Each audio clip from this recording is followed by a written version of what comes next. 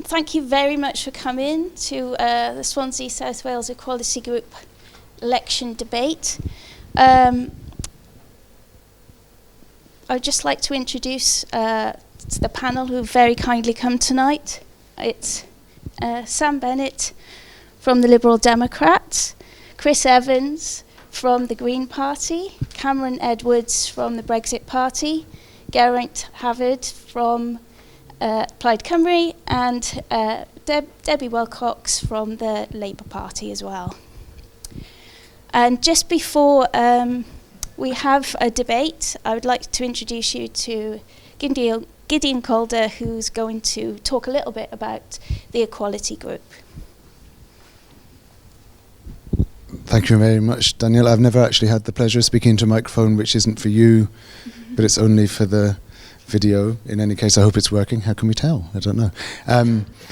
So my name's Gideon Calder. Amongst other things, I teach here at Swansea University, but I've also been involved for many years with the South Wales Equality Group. We started out in Newport, and we now have quite a thriving branch in Swansea, but we kind of meet across South Wales, and we have a very particular agenda, which is basically to do with promoting the value of economic equality.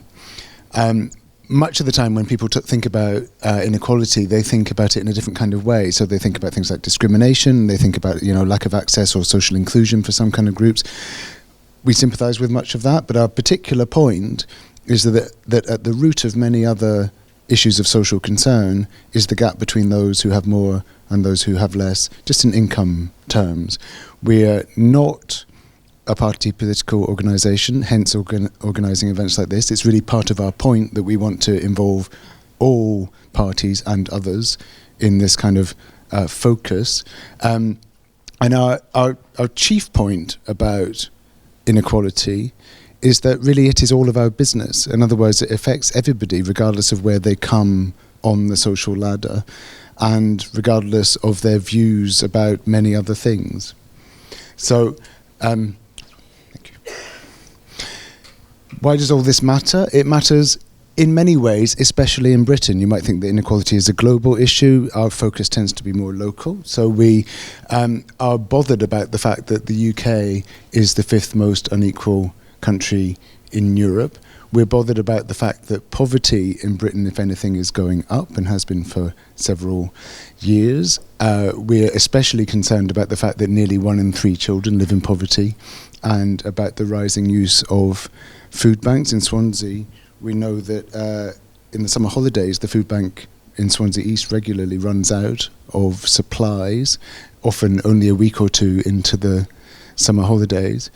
And we are particularly concerned by the statistic at the bottom, which is that the gap between the richest 1% and the rest of the country continues to rise. There's a lot of misperception amongst people about where they sit on the income spectrum, and many people who are very poor don't even regard themselves as being very poor. Many people who are very rich don't regard themselves as being very rich. When you look at the actual numbers, the vast majority of people are very badly off compared to a tiny minority of people who are immensely well off. Something like the 5 richest people in the UK have about the same wealth as the 13 million poorest, right? So that's the kind of those are the kind of numbers that bother us. But it's also, James, the fact that this is a complicated graph to take in. There's a lot in it, but basically, almost every indicator of almost everything you might care about in a general election is worse in countries which are more unequal. So this is the point about it affecting everybody and it being everybody's concern. We would rather not live in a society where crime rates were higher, where teenage births were higher, where infant mortality was higher, where life expectancy was falling, and where social mobility was rubbish. But we do, and if we live in a society where things like that are getting worse, it seems very closely linked to the degrees of inequality which we have come to accept as being normal, right? So all of this, again, we just really stress this, we regard these as issues of concern for people regardless of their political stance. A lot of this will be at the heart of lots of other things which we're bothered about socially. We're a divided and often very tense country at the moment. Our assumption is going to be, well, it really doesn't help if you're also a very economically unequal country, it's going to be an exacerbator of almost every other thing that we might want to be worried about. So our plea to all political parties is to put this at the forefront of their agenda. We see bits and pieces of this in the manifestos and the campaigns of parties in this election. We'd like to see a lot more of it. So our job is to try and foreground these issues whenever we can. And as a major part of this, incidentally, not really to do with the election, there is currently a very specific campaign being run by the Equality Trust, which is our kind of parent organisation in London, and it's part of the Big Give campaign, and that's a campaign where if you donate to particular causes, it gets doubled. It's been running for a week and it stops at midday tomorrow, and if anybody feels motivated, whatever you give, whether it's 5p or £50, would get doubled were you to go to that web address at the bottom and make a donation. So we're very much hoping that people might be happy to do that after what they've heard tonight. Can I just say as well, while I'm thinking of it, that I know, can I just say thank you to James and to Daniela for organising such a brilliant event and for getting such a great lineup of speakers. I should actually also say that, as I understand it, in case you're wondering, all of the parties were invited. So anybody who's not here, it's not for the reason that they weren't invited. And secondly, I'd like to say that we have some leaflets and some sign-up sheets over there, and we'd really appreciate it if people would like to keep in touch with what we do. We tend to meet roughly monthly in our various branches, so if you'd like to get involved with what we do, having heard what you've heard tonight, or anyway, we'd be delighted to hear from you. Thanks again to James and Daniela. I'll hand this to you. Thank you.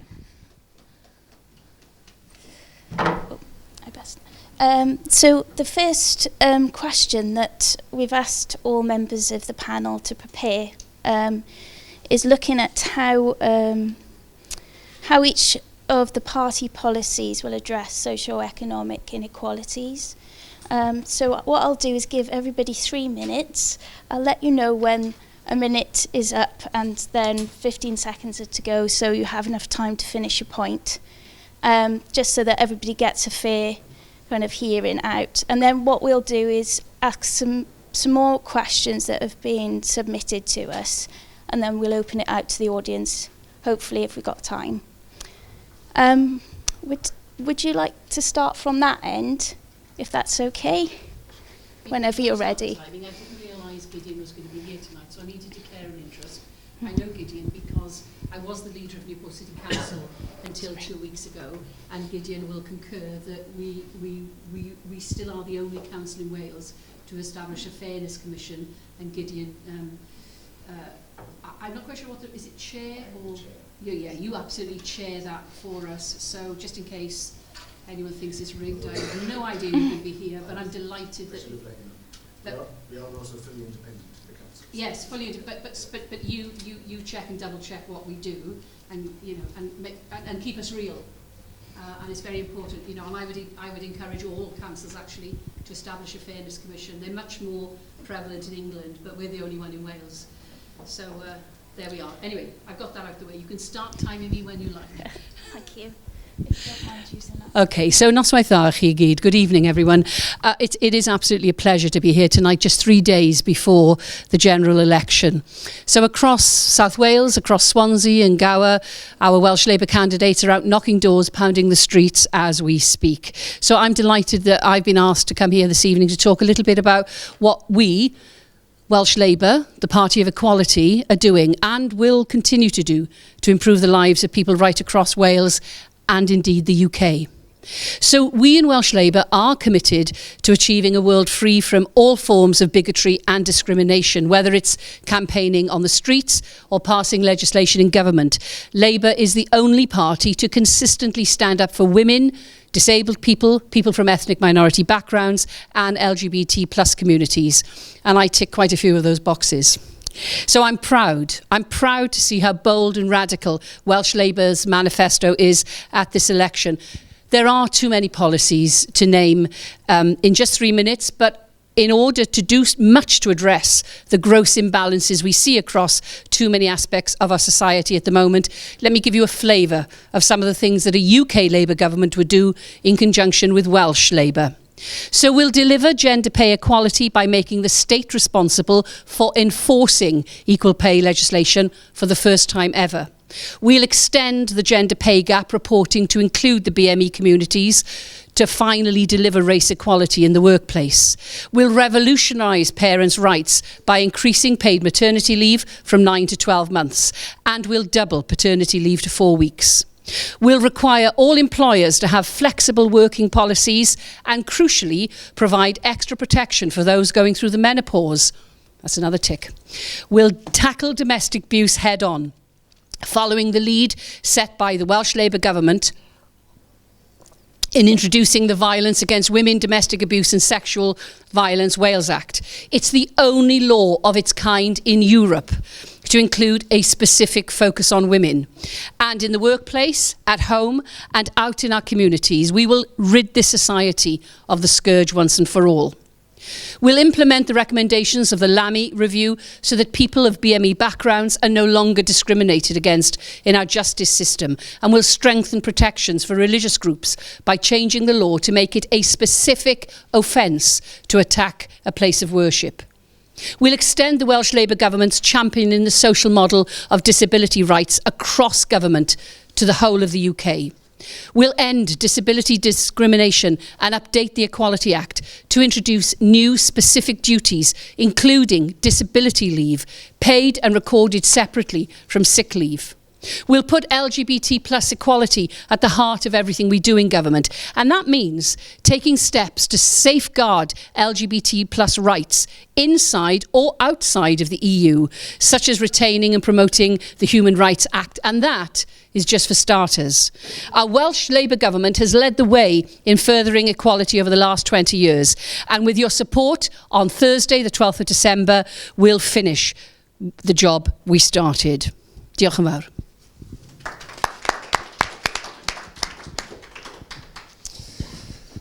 Thank you all for being here tonight. So the past decade has seen inequality in the UK reach record levels.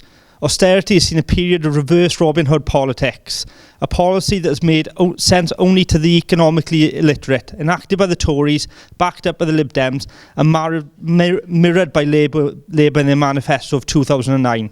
Only 3 parties stood against austerity at that time: Plaid Cymru, the Green Party and the SNP, because we understood how economics works. You don't boost an economy by taking the money out. During this decade, we've been let down by Tory rule in Westminster and Labour rule in the Senedd. Wales has seen the worst effects of austerity. We now have 1 in 3 children living in poverty. We have one of the lowest countries in the world for doctors per head in Europe.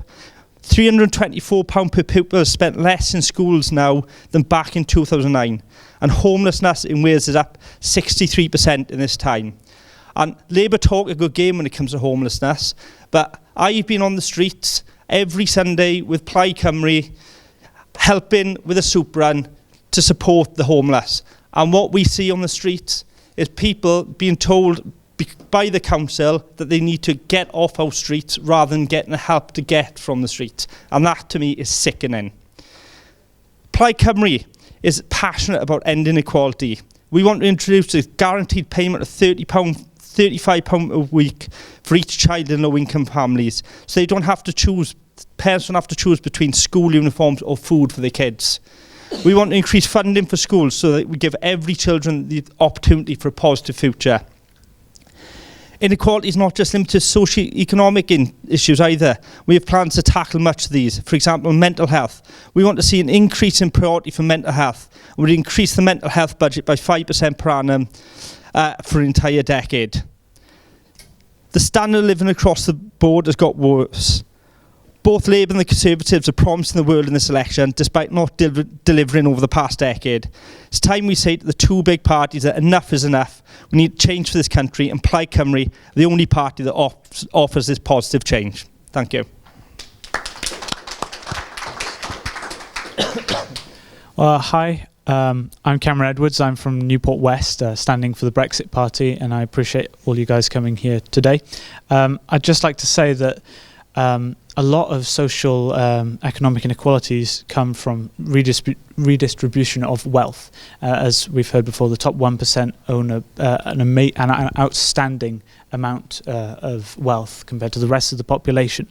And we at the Brexit Party believe that the key to solving this sort of hoarding of wealth is the investment in small businesses. So what we propose is a mass investment in small businesses. So for instance, we're going to scrap the corporation tax for small businesses earning under 50,000 in profit per year, which will and will also increase lending to small and medium businesses, which will mean that they can expand and employ more people and distribute wealth that way. Because it amazes me when companies like Starbucks and Amazon avoid paying millions and millions in taxation. They need to be taxed properly and fairly, and that income needs to be given to the small businesses, we think, because after all, corner shops and stuff are key to the British economy and employment in this country. We also would like to reduce the cost of living, so we are proposing to remove VAT on domestic fuel for households, and also by leaving the European Union, we can scrap tariffs on essential products by 8% and potentially reduce or save households £40 a week, which will go to benefiting households, giving them more money to invest in things they need. I've been an active campaigner on period poverty. That's been a big issue for me, and I was active. I'm only 18, so I was active in the local youth forum and in youth parliament, making sure that we tackle period poverty, because I think it's a utter disgrace that that's going on in a country such as ours. Thank you. Cheers. Okay, good evening everybody. I'm Chris Evans. I'm standing in Swansea East for the Wales Green Party. Now, our manifesto is designed to tackle the threat of climate change in a way that ensures fairness to all, particularly those that are worst off in society. It's designed to ensure that those who can pay, do pay, and closes many of the existing tax loopholes that have helped fuel inequality.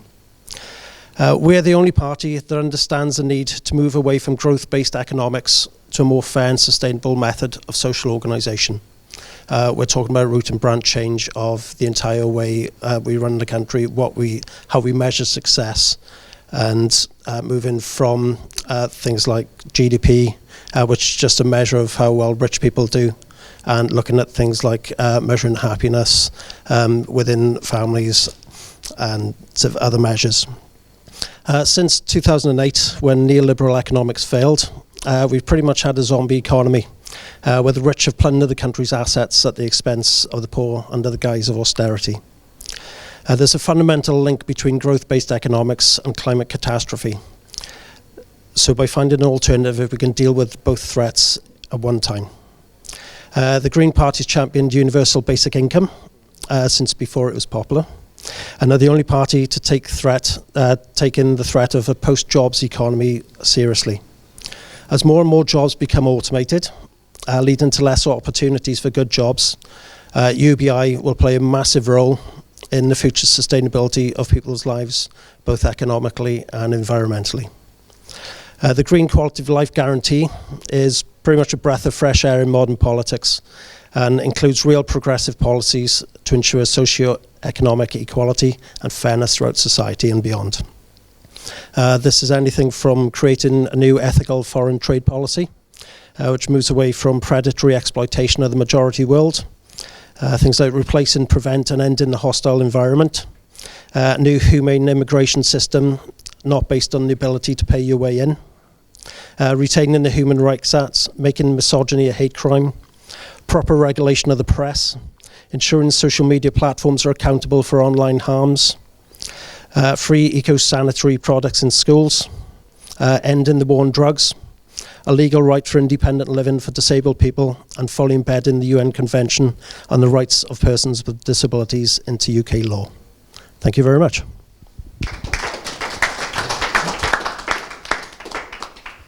Thank you. Hello, I'm Sam Bennett. I'm the Liberal Democrat candidate for Gower. As a Liberal Democrat, we're standing in this election to stop Brexit. Every vote for the Liberal Democrats is a vote to stop Brexit. And the reason that we think that's really important is that we know with a successful economy that we can do more to invest in inequality and deal with the problems and the challenges our society is facing. So by stopping Brexit, by continuing to campaign for another referendum and campaigning for Remain, we can take the £50 billion as a Remain bonus and invest that back into our society, invest that in reducing inequality. But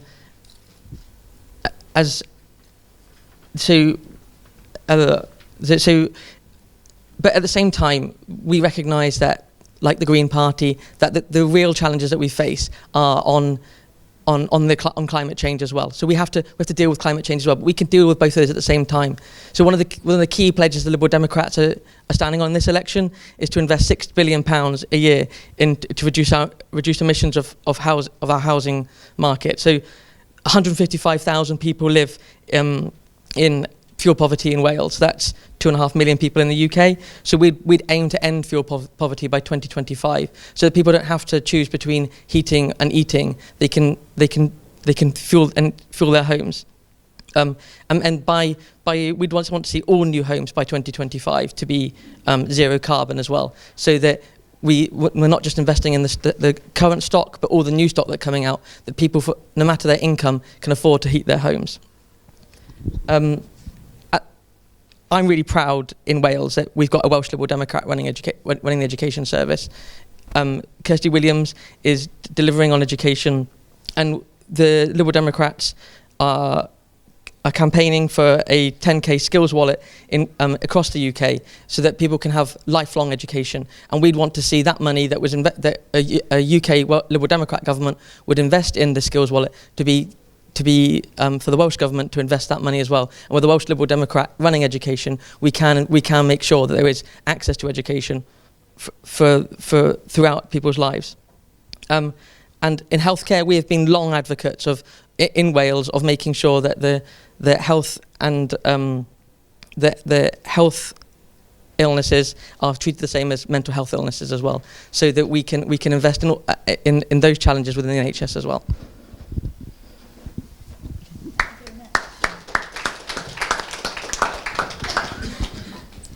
Thank you very much to all those speakers.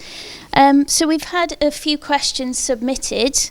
And the first one that we've got is that last month the Resolution Foundation reported findings about housing costs. In 1980, the poorest households spent 15% of their income on housing. Now it's 40%. With fuel, food, transport, childcare and other costs also spiralling, how is your party offering a decent life for all, addressing rising living costs, especially housing? If it's okay, I'll give you up to a minute for that. I'll let you know when that's up. I'll start this then, if that's okay. Just go, yeah. If that's okay. Okay, so as I said in a rather ham-fisted fashion a second ago, the Liberal Democrats are committed to investing in tackling fuel poverty. So the cost of living that people are facing, if we can reduce the amount of the energy bills by insulating everyone's homes properly and providing green energy at people's homes, and investing in things like Swansea Tidal Lagoon, we can reduce people's energy bills, but we can also make and make it lower carbon, therefore also tackling socio-economic challenges worldwide as well, because we as an internationalist party, we have to think about not just what's going on here, but what's going on in the rest of the world. And so to deal with those problems, we can reduce people's bills by insulating people's homes better, and by providing a sustainable fuel source for longer.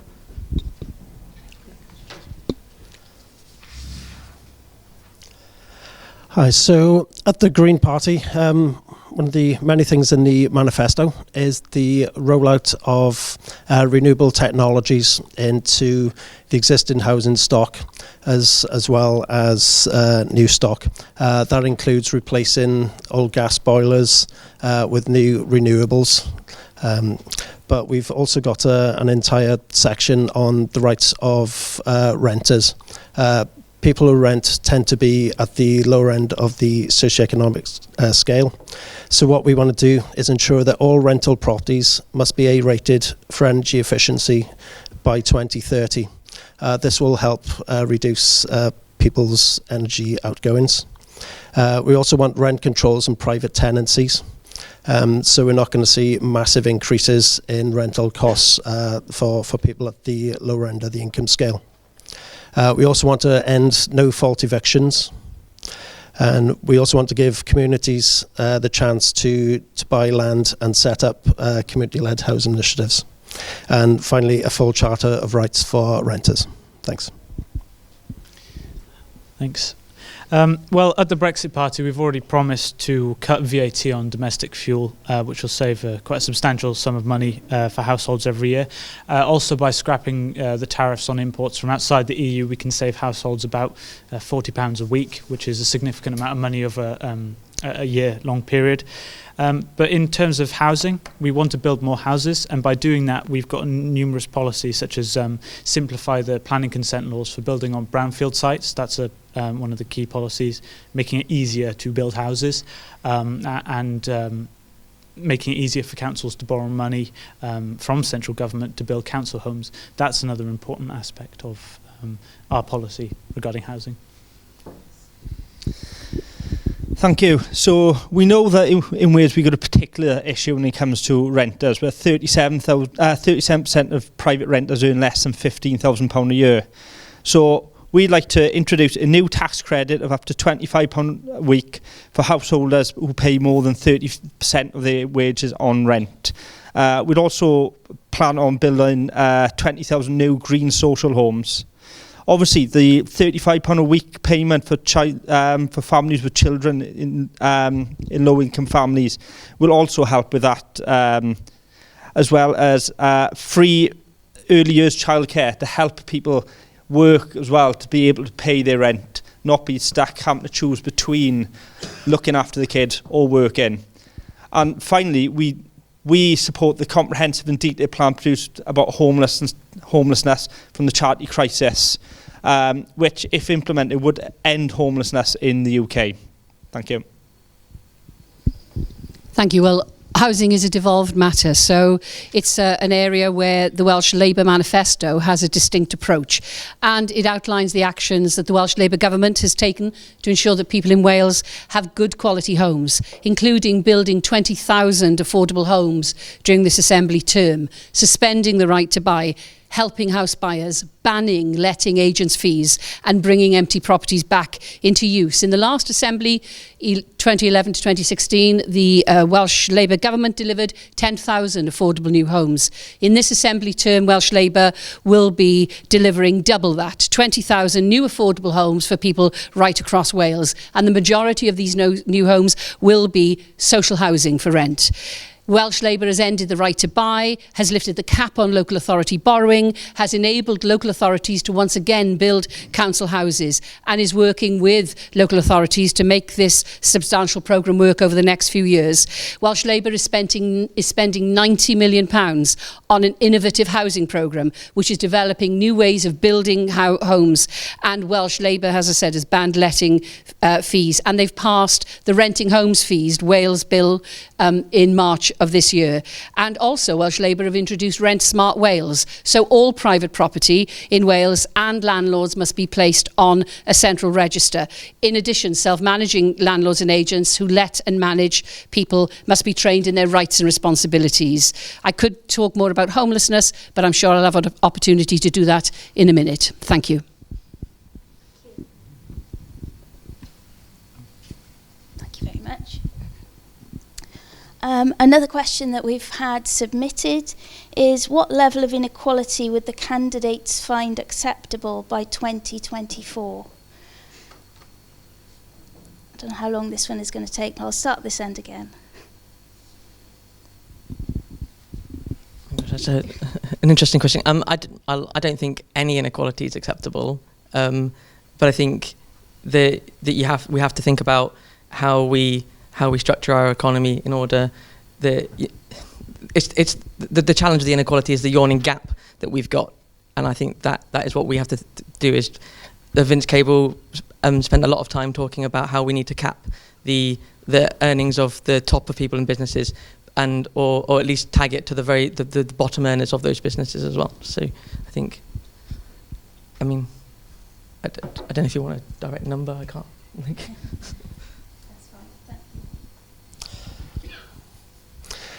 Okay, so it's a very interesting question.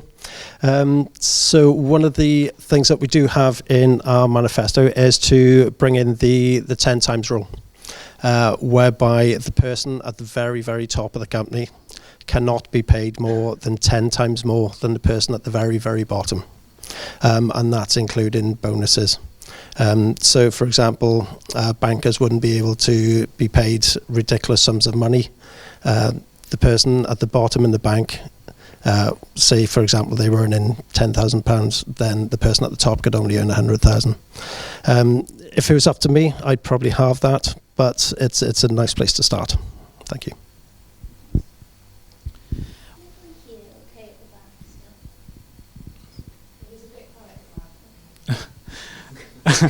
Okay. Well, no inequality at all. Any inequality is totally not acceptable, and none of us, I'd assume, would support that. But one of the realistic goals that we can achieve in the short term is the gender pay gap, because many countries have already fixed this issue, and I can't believe it's still one in this country. It's crazy. We need to get the gender pay gap to 0. I think it was 25%, something ridiculous like that. And many businesses and the BBC have got a massive pay gap. And I think, other countries have fixed it. Why can't we? Yeah, like the other candidates, I agree that we need to aim to get rid of all inequality, but the question is, how do we get there? And the only way we get there is by appreciating what are the leading things that what takes you to the inequality. And poverty is obviously top of the agenda, but then obviously the other thing that we need to really look at is mental health. When you look at it, 80% of people who are in prison at the moment are there after having childhood trauma. And we're not doing enough to help people with mental health until, rather than dealing with the issue, we're incarcerating people. And the same goes with homelessness. Rather than dealing with homeless people, we're incarcerating people.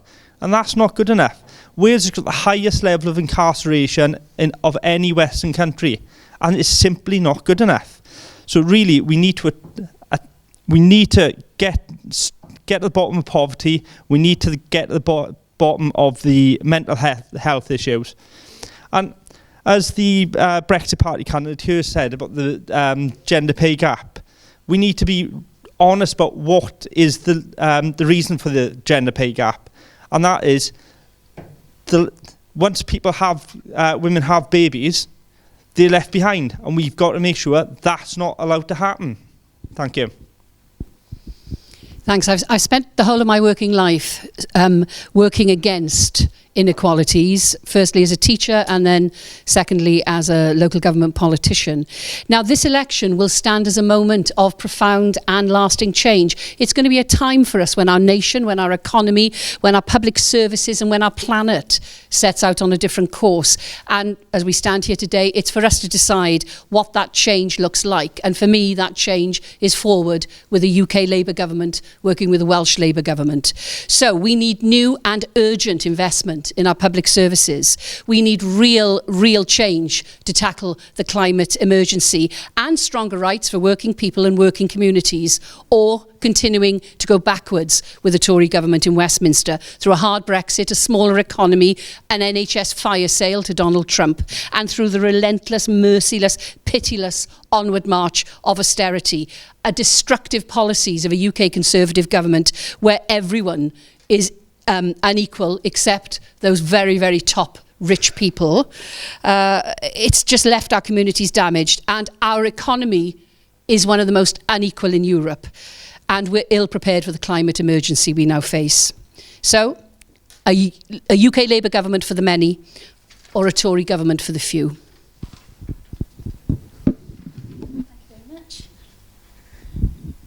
Okay, thank you very much. Now, I do have a few other questions, but I just wondered if anybody wanted to ask any from the floor. Oh, can I start with you then, because you shouted first?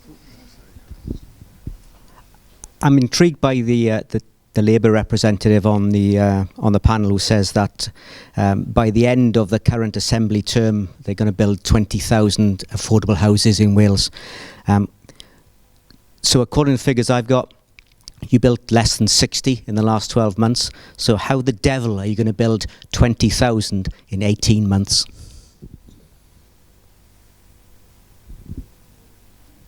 Sorry. Sorry, we're having specific questions each, are we? We're not having a question that is given to the whole panel? Well, certainly if anybody else would like to come in on that as well. Yeah.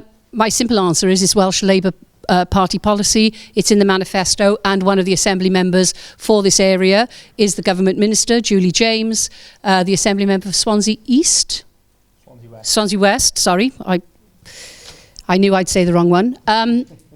Is making absolutely great strides. I've been working with her very closely up until a couple of weeks ago when I was the leader of the Welsh Local Government Association, therefore the leader of the 22 councils in Wales.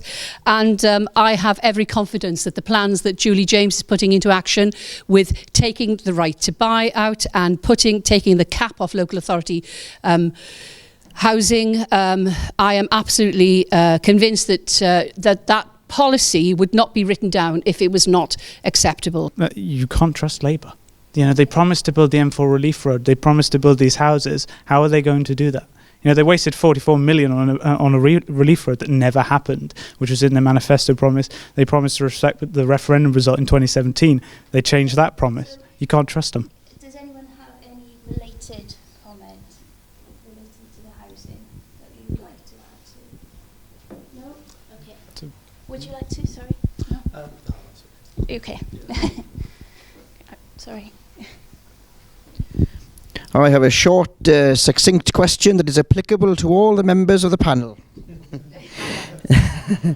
Right. On the basis of inequality, how do you feel about the statement that is Wales an unequal member of the United Kingdom, and how can your party address this inequality? Would anyone like to answer that first? I'll just... Hi. Okay. So I think absolutely we are. I think the evidence is that Wales does far worse out of the Barnett formula than Scotland does. But because Scotland has a lot more MPs and a lot more power, then nobody's willing to address it. And it's actually in our manifesto that we would get rid of the Barnett formula and replace it with something a lot more equal, giving a better deal to Wales. I don't disagree. I think Wales is the lesser partner, if you like, if to put it. Again, Liberal Democrats, we wish to reform the Barnett formula in government. We put a floor into the Barnett formula so that we saw less of that Barnett squeeze that we've seen over years and years. And so that Wales is getting more money and getting the money it needs to deal with the inequality in Wales. That the Barnett formula needs to be based on need rather than on population, and it is a massive problem that we've got. That essentially, in order to achieve reform of Barnett, we would have to look at the funding that would go to Scotland as well, and that's why, as a Liberal Democrat, I'm a Liberal Democrat because I believe in federalism. I think a federal solution is what we need, and therefore that would involve us treating all the states equally in the United Kingdom and reforming our democratic structures all the way through, whether that's electoral reform or the House of Lords. That's what we need to achieve, and actually deal with the structure of the National Assembly as well, so that we can have more Assembly members, but it's not just forever bound to producing a Labour government of some description. Well, obviously, I wouldn't be wearing a Plaid Cymru logo if I didn't think Wales were getting a raw deal. So, yeah, that's the whole reason I got into politics, that and Brexit, to be quite frank. Look, there's no getting away from it. The things that we promise in Wales, we never get. You just look at what was promised over the last government. We were promised a new tidal lagoon, that was scrapped. We were promised electrification to Swansea, that was scrapped. What do we get instead? We had the bridge over the River Severn renamed with a name that is quite frankly insulting, because the Prince of Wales is a title that was given to the eldest son of the monarch as a symbol of the English monarch, as a symbol that Wales will never govern itself. And to stick that on a blazon that over the bridge that takes you into Wales is an insult, quite frankly. And to be honest with you, it's not just the fact that the Conservatives are letting us down. Labour in their latest manifesto are letting us down. 100 billion for Scotland, 3.4 billion in a roundabout way for Wales. We have been massively let down by the two major parties. And quite frankly, it's not good enough. We need to fight for a better Wales and to be an equal partner in the UK. And the only way that's happened with Scotland is by everyone voting SNP. And quite frankly, the only way that's going to happen for Wales is everyone voting Plaid Cymru. Well, I actually agree with some of the panel on this. In regard to the funding, I really, and my party believes strongly that London gets way more funding than the rest of the regions. The north of England, Scotland, and Wales. They don't get enough funding. We need more funding, and the Brexit Party pledges to invest 50 billion in rural areas outside of London to improve rail networks, road networks. We're going to build the electrification from Cardiff to Swansea. All of these things need to be done, and we need to focus on the less developed regions. Simple. Thank you. So we're talking about money to build and transform Britain. There's a commitment of 3.4 billion to fund in Wales. It's 5 billion in Scotland and 1.9 billion in Northern Ireland. And the figure of 100 billion in Scotland is taken over 10 years. To get to that figure, they've taken the 5 billion Barnett consequential, estimated the additional infrastructure investment through the Transformational Fund and National Investment Bank at another 5 billion. They've added 2 and multiplied by 10. So 10 years of a UK Labour government to get to that 100 billion. And we, in Wales, would expect to receive a substantial investment in Wales through the 400 billion Transformation Fund and the 250 billion National Investment Bank. However, we're not timing it by 10. So immediately a 3.4 billion investment in Wales. And if you think that we've had 6 billion taken out of the Welsh Government investment over the last 5 years by the UK government, you'll see how far behind we have fallen. And that's why we have had so much money taken out of public services. I had to take £48 million out of Newport City Council's budget over the last 5 years. And my colleagues in Swansea would have had to take, more than that, a similar amount proportionately. So public services have been heinously underfunded over the last 5 years, but that 3.4 billion that will come to Wales will go a long way in helping to transform that.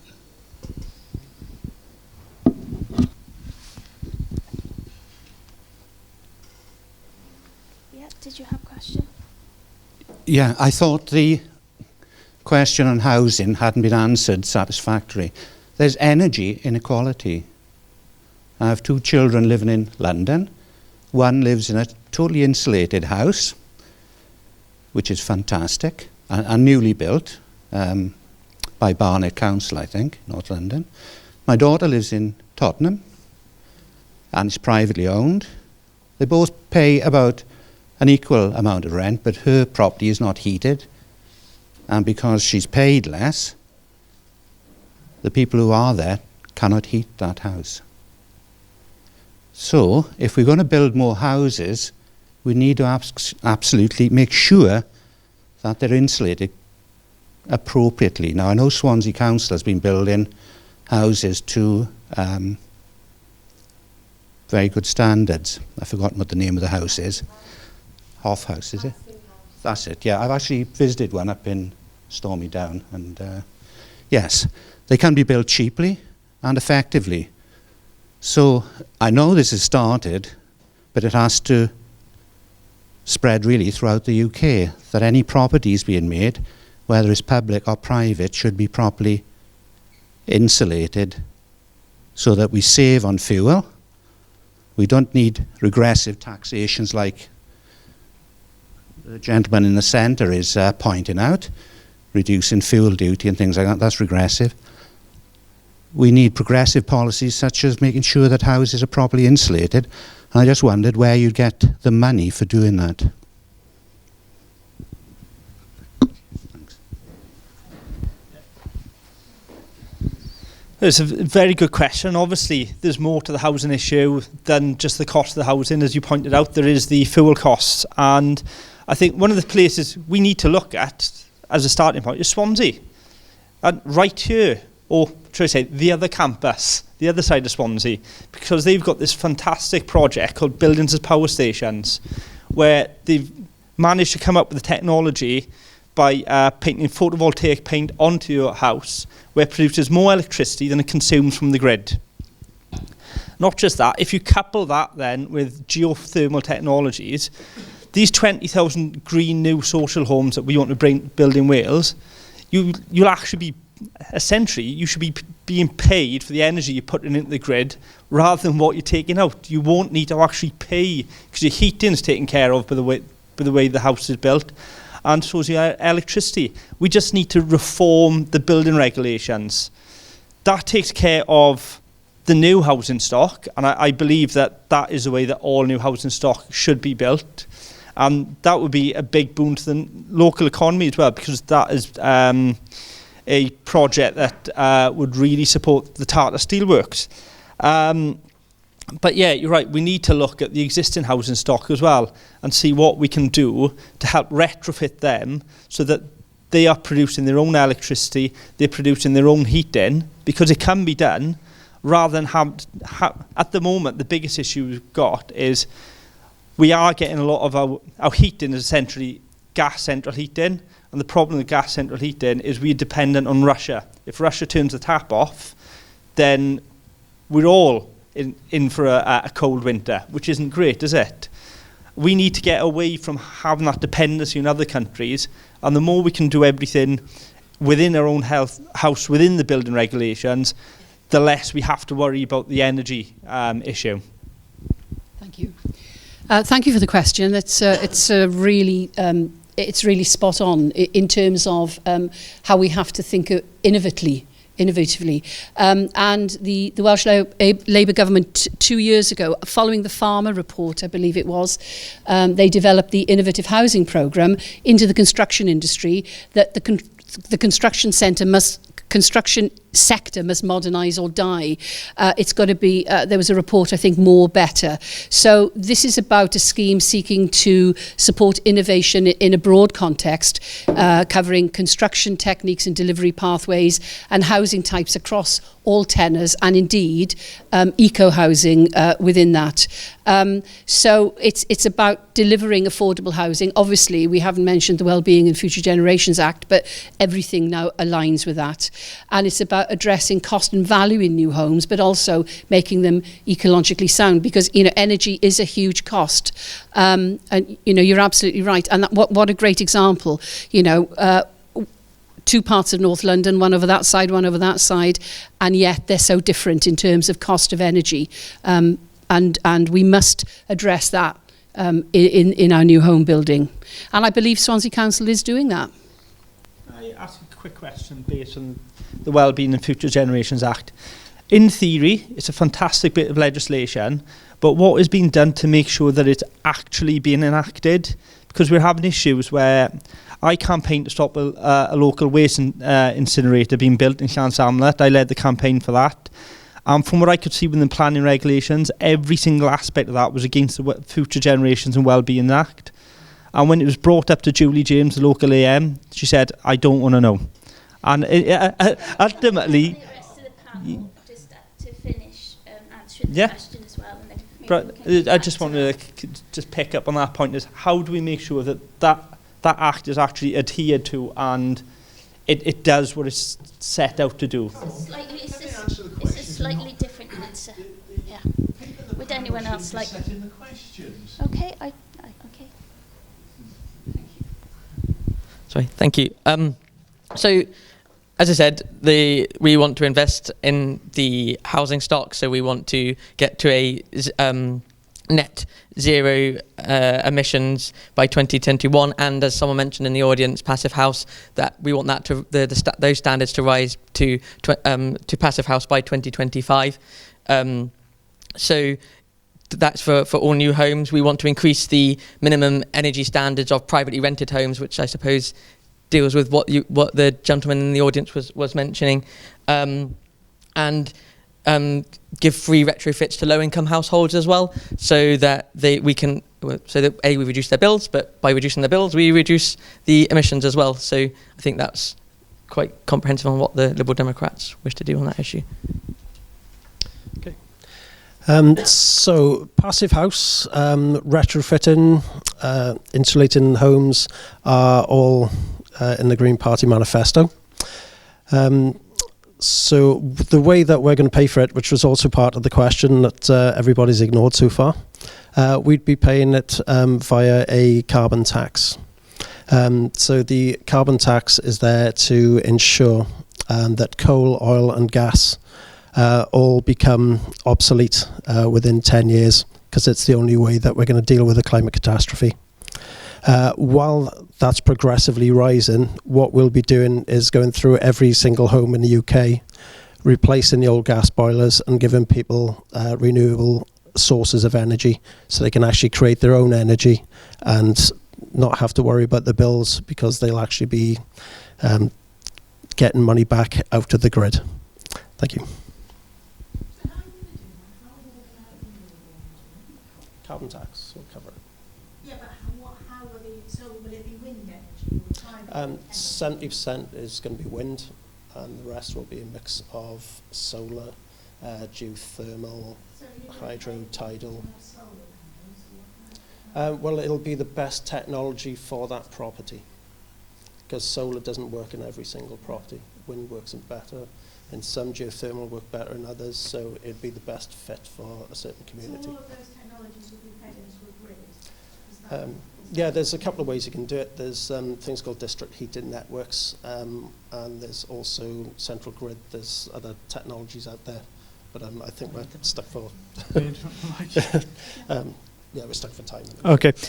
Well, a big part of this is to invest heavily in R&D and technology, because if you can increase technology, you can reduce wastage, increase efficiency, and another thing is funding for like technology startups. That's a big thing. If you look at the States, Solar City is a great example of a company that received funding and massively helped the environment for that. It became the United States' biggest provider of solar panels, way overtook the government in terms of building solar panels, and it was a startup, and yeah, it was really good. And in terms of insulating houses, I think it should be standard practice to insulate houses properly to reduce wastage in terms of heat. So, yeah. Okay, so I appreciate that you asked the question about the Future Generations Act. So if we can come back to that, because it's slightly off topic. But I wonder if anybody else has a question specifically related to... Can I just go to these? Hello, I just wanted to ask the panel their views about or the policies that their parties have on how to remedy the impact of poverty on children and vulnerable families. I think we've all heard the dreadful stories about the impact of poverty on children going to school, having not been fed, children being very tired, children not wanting to go home from school because they've got no heating, no lighting, no food to eat when they get home. And this is absolutely shocking given the society that we live in, and this is clearly related to the impact of austerity. So what I want to know from the panel is what each party are going to do to improve the lived experiences of these children and the likelihood of better outcomes for them in the future.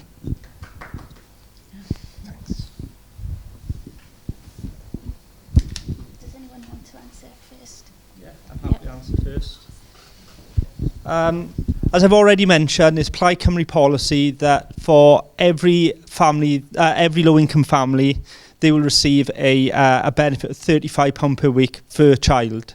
So that will help them in terms of getting out of poverty. Our leader started off in impoverished conditions, and he had opportunities to get out, and we want to give the children the same opportunities. We also want to put more money into schools so that they can offer more breakfast clubs, more after-school clubs, so they've got the opportunities throughout there. And I think something I'm personally really passionate is once they get through the education system as well, that they get the advice that they need, some good quality careers advice that's linked to industry, so that they've got those opportunities at the other end of it to help get themselves out of poverty as well. So we want a root and branch approach that will help them from the younger years all the way through. And likewise, we will offer free universal childcare for families before they get into schools as well, to help the parents stay in work and to try and prevent the poverty in the first place. Thank you.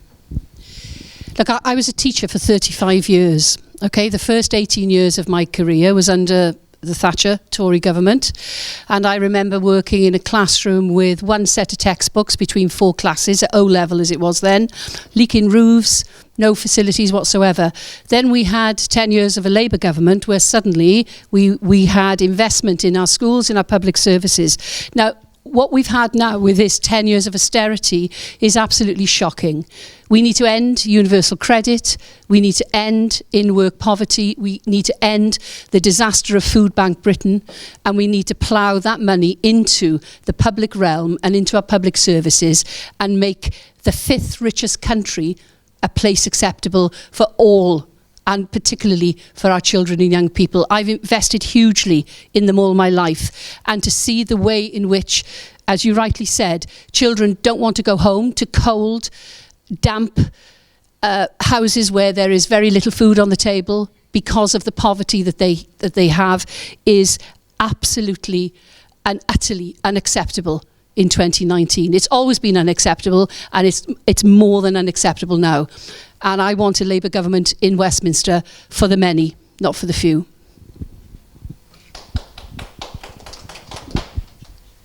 I'll go. All right. Well, we're very critical at the Brexit Party of the universal credit system. So what we'd like to do is undertake a 12-month review of the system and then implement the changes from that review within 2 years. But when it comes to, I mean, I've personally been on council scrutiny committees, and I've been a big activist with, as I said, ending period poverty and making sure that provisions are there in schools for free at the point of use. You can go there and take them. And what I found was that the money's available, but many schools and many councils don't even bother to make the schools aware of it. So the funding is there, but they don't take it. Well, on the Vale of Morgan Council, the council did nothing at all to educate the schools on the funding that is available for it. It was there, and they had the money, but they didn't invest it. I'm all for investing into it. Okay, so there's a couple of different ways that we would look at poverty. I think the big thing is universal basic income. We'd be starting off at £89 a week, ensuring that nobody will be worse off. So if anybody is currently on benefits or anything, or carers, then they wouldn't lose those benefits as well. So it'd be on top of that, so everybody would be that little bit better off.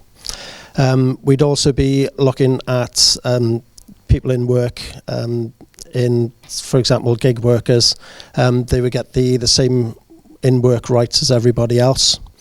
We'd also increase the living wage up to £12 per hour, and that's for everybody, and that's including 16 to 21-year-olds. We don't believe that people should be paid less because they're younger. Everybody should be getting the same wage, whether male, female, young or old. If you're doing a job, you deserve to be paid properly for it. Thank you. Oh, sorry. We'd extend free school meals so that people don't have to go to, young people don't have to go to school hungry. And we have a commitment in our manifesto to have free childcare from 9 months up to 4 years, so that to reduce the cost of childcare for children, and so allowing parents to go back to work if they wish to, and of course you mentioned heating as well. It's not just about the education in the school environment or external to the home. It's about being able to work in at home as well. So children aren't in cold homes that have got poor air quality because of mould, because the homes aren't heated. So that we again, coming back on fuel poverty as well, eradicating fuel poverty by insulating homes properly and giving people the opportunities of green energy in their home as well. Okay, thank you very much. I think there's some people in the audience I'll still ask. Can I just make a comment? Yep, sure. A couple of you, I mean, obviously education is of utmost importance, and you've said that, and then you've linked education to industry, which again is really, really important. But where is the industry in Wales? Since I've moved here, I just think, what is going on here? Of course there's poverty, there's no industry, but then moving forward into the environment, where will the jobs of the future be? You talk about giving people incentives to go back to work, but where will the work be? Where is industry in the future? Because we're moving into a world where AI will take over many, many jobs. So, it's great to hear that everybody's going to get a sum of money as to help them, but with AI coming in and many, many jobs being taken away, how will all of this money be generated within the country? Okay, thank you. So enthusiasm. Can I start here? And then move on? Thank you for the question. The Liberal Democrats, we are committed to land value taxation on business land, so that we can land that is economically active land that is less valuable pays less tax, and the more valuable land pays more tax, therefore moving industry away from one corner of the economy and encouraging businesses to move to the right places. What industry and what businesses? Well, that would be down to those businesses, but because of the land value, it would be encouraging businesses that can move and say from the southeast of England along the M4 to the south of Wales. Linking to the AI question as well, which I think is a slightly different issue as well, is that the Kirsty Williams in education, we've got a reformed curriculum coming through in Wales, so that we are upskilling our young people so they are ready for an economy that is changing, and that we are educating our young people for an economy where we don't know the types of jobs they're going to be doing. So we need to make sure that our education doesn't reflect the 19th century, but reflects the 21st century and the way in which the young people will be presenting into the economy, and how they can better access, how they can use a broader set of skills to turn their hand to different jobs. And that links to our skills wallet, £10,000 that we'd want to encourage the Welsh Government to use as well, so that throughout your life that you can access money to go to training, so you can upskill yourself. I studied at Aberystwyth. I studied European politics at Aberystwyth. I do marketing for Swansea University Medical School. I do digital marketing for them. The skill set I learnt there enables me to turn my hand to the sort of marketing comms that I have to do for the medical school. But at the same time, I recognise that I would quite like some more coding skills, for example, which I wasn't taught in school, which the new curriculum will teach in schools, but also so that I can then move forward and do other bits and pieces as well. Okay. So you did mention AI. AI, of course, is an industry in itself. What we're looking at for the future is green technology and green industries. We've still got to build, we've still got to distribute those technologies, we've still got to fix them, we've still got to repair them. So not all jobs are going to go. The reason that we were looking at UBI was it is a way of bridging a gap as we move towards a post-jobs economy. There aren't going to be enough jobs for everybody, that's true. But you look at the vast majority of jobs now, and some of them are just rubbish jobs. They're just made up for people to do. A lot of the middle management jobs they're nothing jobs. They're just sort of there to get somebody in, and that's the sort of thing that we need to move past. Just get the jobs done that are essential, and then everybody has more time to spend, for example, caring for loved ones, spend a bit of time with the family, actually creating something themselves, creating music, creating art. So there's plenty of things and plenty of ways forward. Although there's a lot of sort of doom and gloom surrounding Wales and the economy at the moment, and jobs in particular, one of the things that I've realised being involved in technology and running my own tech startup in Cardiff is there is a surprisingly bright future in Cardiff, and I'd like to hope in Newport and in Swansea in regard to technology. I won the Wales Technology Awards earlier this year, I think, and the amount of investment being poured into Wales in regard to technology is actually really big. In Caerphilly as well, there's loads of new business centres popping up in Cardiff and in Newport, and I think the future is bright in the technology industry in Wales, and we need to harness that by investing in small businesses in Wales and the rest of the UK, and building the M4 Relief Road, which Labour promised but failed to deliver.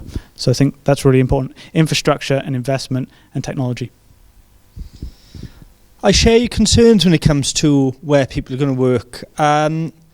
I was brought up in a household where my father was working for Ford's down in Fabian Way, and it was one of those things that there was going to be a job there for me when I finished university, and then by the time I finished university, Ford no longer existed in Swansea, or Vistion as it was by that point.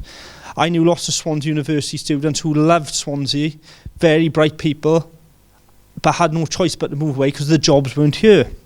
And unfortunately, Brexit just makes that worse. We've lost companies like Ford's in Bridgend. Jaguar Land Rover were about to build a new factory in Cardiff. They were about to pledge to it, but because of Brexit and the uncertainty that brings, they decided to move to Slovakia instead. However, there are bright shoots. So I work in engineering. I speak to a lot of major manufacturing companies, and I know of companies who want to move to Wales because they're in an area where there's such demand for high-skilled people that they get all their best people getting headhunted all the time. So they want to move here because they want to get away from being in a hub of too many big companies. So that could be, so it's about speaking to those sorts of companies and enticing them in. The other thing that we're very keen on bringing in is a renewable energy catapult centre. So you've got these manufacturing catapult centres around the UK. There's none in Wales as it stands at the moment. And these are hubs for new technologies, but also they bring a lot of investment inward from major manufacturing companies. So you've got the National Competence Centre in Bristol, for example, where you get a lot of investment from Airbus, GKN and what have you, and then from the research that goes in there, you get all these new companies starting up and coming out of there. And Swansea's in a unique place when it comes to renewables in that we've got a lot going on due to the geography that we should be the hub of a new green technologies. We should be the centre of it, and that should be bringing jobs with it. And again, in terms of automation and AI, it all depends on how you apply it. In the UK, we've got a nasty habit of applying AI and automation to get rid of jobs. In Germany, they've taken a completely different approach, where what they've done with that is to use it to increase productivity. So we've got more people working, producing more, and when the Tories are trying to say the British aren't productive enough because they're too lazy, the truth is it's because we're not using AI and automation to make sure that one person can do the job of 5 people. And that's what we need to be embracing, is if we have got this automation and AI coming into the workforce, we use it to increase our productivity and therefore increase the workforce as a result of it. Thank you. Well, we need to kickstart a green industrial revolution in the UK, and that will create thousands of jobs. But picking up on some of the points earlier, you know, the digital infrastructure, it's absolutely true that South Wales as a whole is based very favourably in that, and it's a massively developing industry. But because it tends to be single unit or small unit based, it isn't as visible as you know, a large Ford factory or the steelworks, but that really is that 21st technology. I've recently been involved, well, for the past few years, in the Cardiff City Deal, which is the 10 local authorities across South Wales. That's 52% of the Welsh population, and of course in this part of the world you've got the Swansea City Deal, and we've been working on a skills project, and you talked about graduates wanting to stay in Swansea and enjoying living here. Well, we launched in September the Graduate Skills Programme that specifically targeted keeping graduates, so the brightest and the best within South Wales, and that was a very successful launch. Now, okay, it was small beginnings. It was 50 and then moving to 100. But that's the kind of work that we will be doing in the future. It's keeping the brightest and the best, and certainly the digital industries. You know, Newport specifically is poised absolutely with a new, again, the gateway that'll stretch from Swansea in the west right up to Swindon in the east, working with Gloucester in the north, Bristol, Bath, Cardiff, working together, and that critical mass will bring a new kickstart in terms of jobs and opportunities. But we can't do things as we did.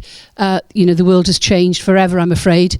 You talked about Ford. I can remember in the 80s, in my patch up in the Rhondda where the coal mines closed.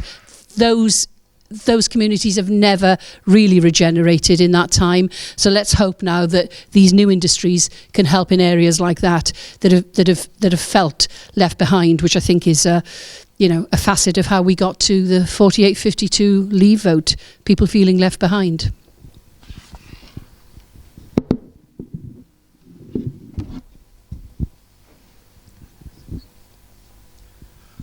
The elephant in the room here is the lack of a Tory person on the panel. So this presumably means that the Tories are really happy with the current state of inequality. What does this say, however, for those parties who work with the Tories? So, for instance, we have the Brexit Party currently in a relationship with them, and we have the Lib Dems who were in a relationship with them. How can voters trust? How can voters trust politicians when they get into these sort of relationships and then profess that they're interested in changing inequality, when in fact their actual actions say that they support Tory inequality?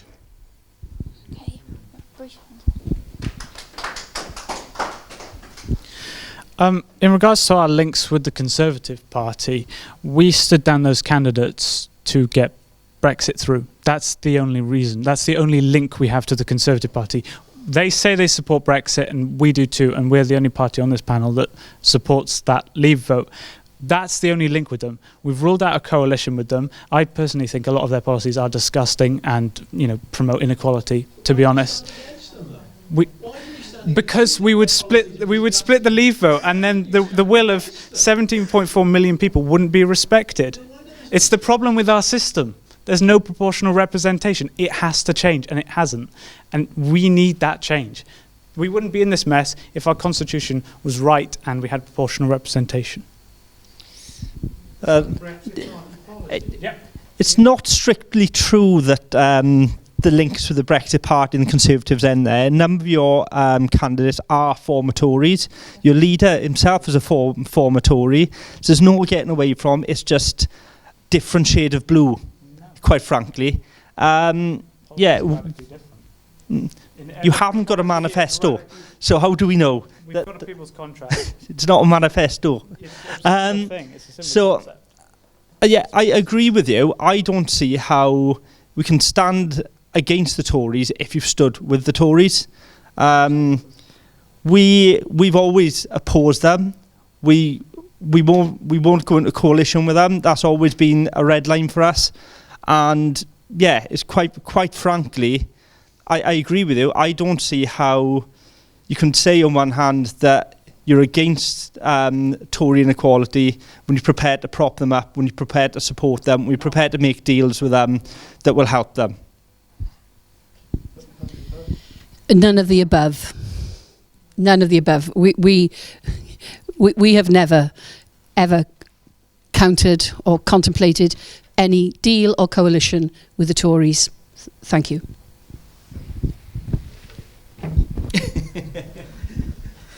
Well, obviously we were in coalition with the Conservative Party.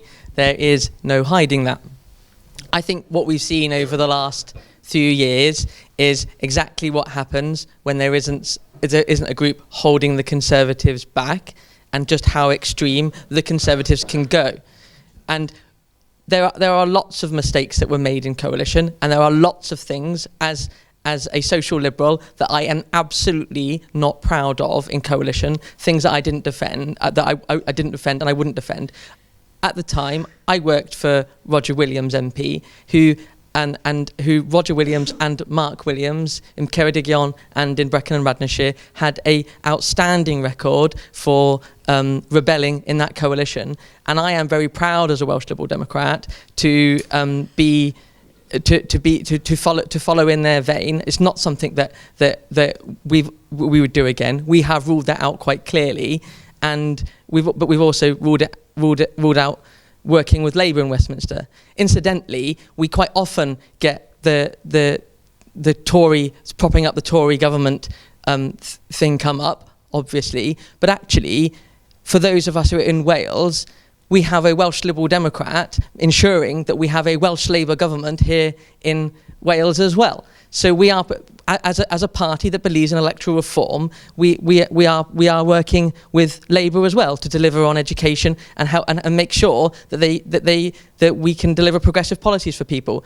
It is worth remembering as well, at the end of the last Assembly election, that Plaid Cymru were prepared to work with UKIP and the Brexit Party in order to make sure that we didn't have a Labour government, and it was Kirsty Williams and the Liberal Democrats that made sure that we did have a Labour government, and that we could hold that Labour government to account and deliver really good policies in education. Would be more honest with you if you just said it was a massive mistake? I did just say that. I did just say that. I said it was a mistake and we wouldn't do it again. But at the same time, there were lots of things that we did do. The pupil premium, or the pupil deprivation grant as it's known in Wales, is the first time since the 1980s that the attainment gap between the kids from the most deprived backgrounds and the wealthiest backgrounds started to close. So we did do some great things, and things that wouldn't have been done without the Liberal Democrats, and indeed there were Welsh Liberal Democrats in the National Assembly that were pushing on that, and that Welsh Labour weren't delivering on. Who? Tories. What, in 2015, 2010? No. Could we just move on to the next person, please? Okay, so as a working class lad from Brynavrid, in the 1980s, my dad worked up in Velindre, where there used to be a tin plate works. That was closed down. The dairy that my mum worked in the 80s was closed down. So there's no way that I'd ever contemplate working with the Tories. If my party decided to go into coalition with the Tories, I would leave. I have absolutely zero time for them whatsoever. With regards the Lib Dems holding them back, I think what we've seen is Joe Swinson voting 9 times for the bedroom tax. It's unfortunate that the good Lib Dems are nowhere to be seen anymore, and the leader is probably one of the worst people that was in that coalition. And she was a junior minister in charge of a government department that cut an office in Swansea, and I lost my job because of Joe Swinson.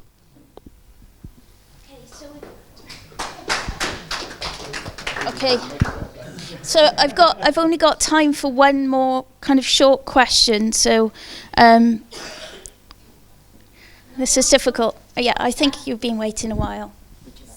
Oh, thank you. Yes. So tax evasion by the wealthy is a huge problem in this country with offshoring people's wealth. We don't actually know what they own. We can't really, I don't even know if we can see the level of inequality, because everybody, you know, Amazon makes nothing and Google makes nothing, and that's why they don't pay tax. So Europe is just about to start working on this, going to war with these huge bodies that are like mini states in themselves. How are we as the UK, how are your parties going to, or do you even want to address that, especially with a view to us leaving Europe and not having the power of Europe behind us? But what are your specific policies about tax evasion? Okay, thank you. Okay.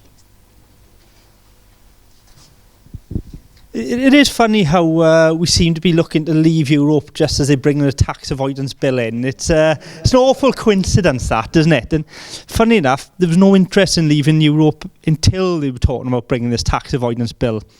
I can't see why there could possibly be a correlation there. Yeah, I agree with you. We need to close these tax loopholes ASAP. I think it's a disgrace that people who work for HM Revenue and Customs will only work there for a couple of years and then have the ability to jump ship to join accountancy firms to help them find those tax loopholes. We need to stop that. Yeah, quite frankly, these tax loopholes have to shut. These big companies need to pay their fair share. It's not right that, as you said, your Amazons, your Vodafones, your Googles are not paying tax on the earnings they earn in the country. And I think we need to bring in a rule that says whatever profits are made in that country are taxed in that country, regardless of where that company is based. Thank you. Thank you for the question, because the Labour manifesto is about rebuilding Britain, is about rebuilding public services, transforming our communities, and getting those people that you talked about, those huge companies and not so huge, to pay their right share of tax. You know, one of the things, as I knock doors, and I've knocked doors for 20 years, that they say to me, you know, what about the scroungers, people on dole, whatever, you know, all those kind of awful comments that get thrown away. And I say, there are far fewer people who are not playing fair in the benefit system, however you want it, than the people at the top with their offshore bank accounts, you know, the companies based in Luxembourg, etc., etc. You know, we all know what that is. And a UK Labour government is absolutely clear in its manifesto that those loopholes will close and those companies will be taxed. And millionaires who drive on our roads will pay the same taxes for those roads that you and I pay. Absolutely. We...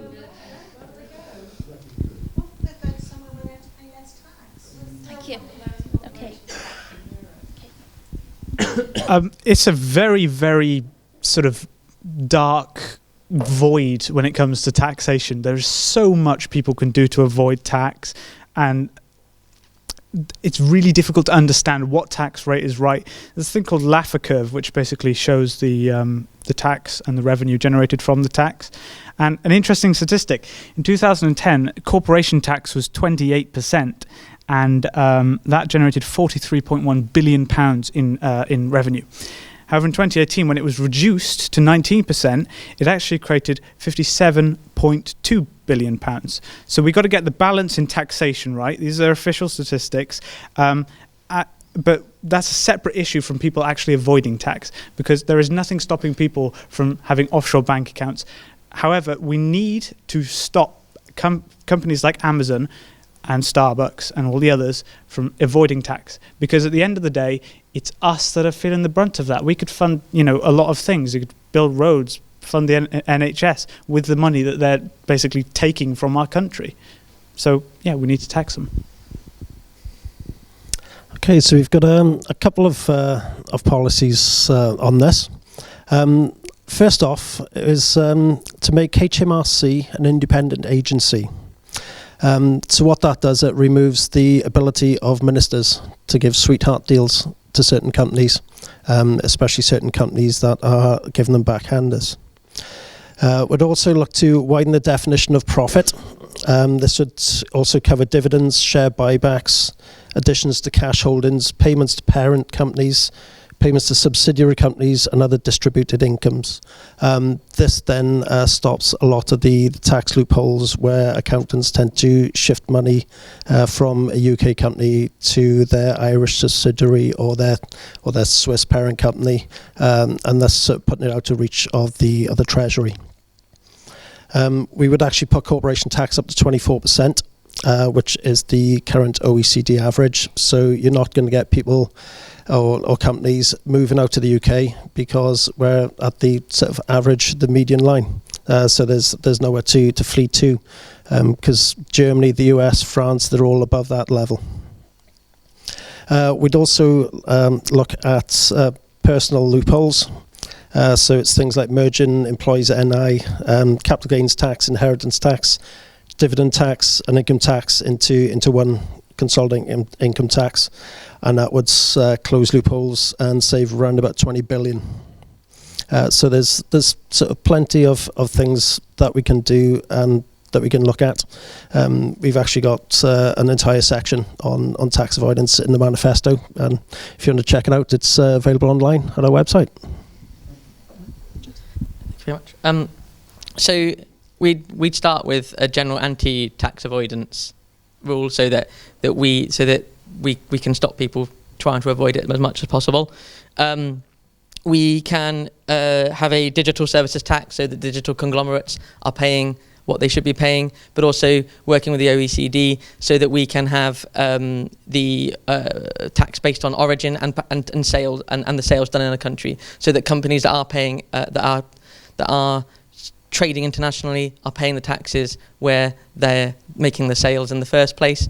So those general things will mean that we've got a better grip on the companies that are trying to avoid their taxes, moving their bases to, I don't know, well, I suppose what the Brexit Party and the Conservatives would like Britain to be, which is a sort of Singapore island in the North Sea. That's exactly what we would like to avoid. We want to stay in the European Union so that the European Union can make sure that these companies are also doing it. We can work together with our European neighbours so that the countries aren't undercutting one another on taxation as well. And then on sort of personal wealth as well, it's looking at income tax and capital gains tax so that they are all part of one allowance rather than separate bits, so that people are taxed not just on their income but on their wealth as well, because there's a lot of wealth out there that's just sitting in people's accounts and not getting anywhere else, and what we need to make sure is that wealth is being putting back into the economy as well, because it's not just about people's incomes, it's the wealth that we need to deal with as well.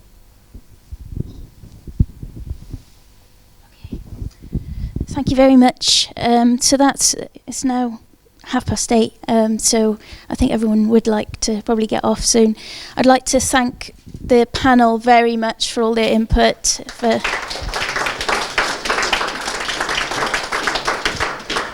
And I'd like to thank you all for coming. Please sign up to our mailing list if you'd like to get to know anything else about us or take any leaflets. We'll be around for a little while if you want to take any questions, okay? Thank you very much.